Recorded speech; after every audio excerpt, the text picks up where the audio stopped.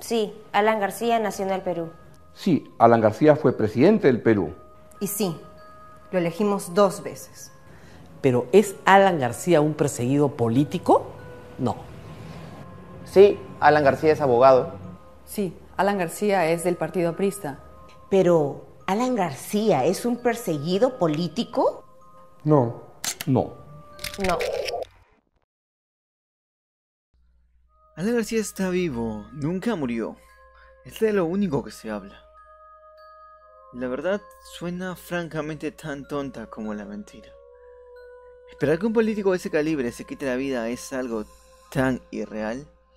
Este video no se basa en pruebas, porque tener dichas pruebas necesitaría una verificación legal. En este video verás prácticamente todo el contenido que se encontró de Alan hasta la fecha. Tanto contenido es muy difícil pasarlo por alto y no investigarlo.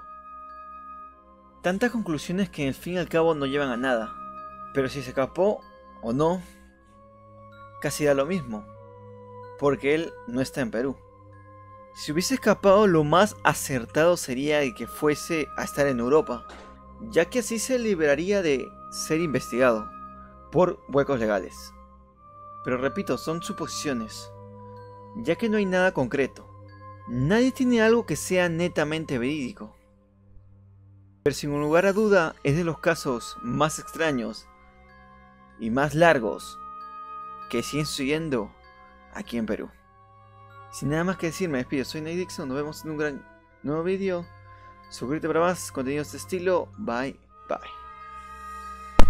Activa la campanita, crack.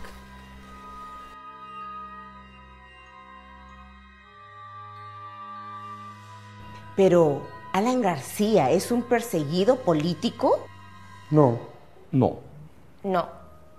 Alan García tiene una investigación fiscal. Y tiene derecho a defenderse. ¿Pero Alan García es un perseguido político? No. No. No.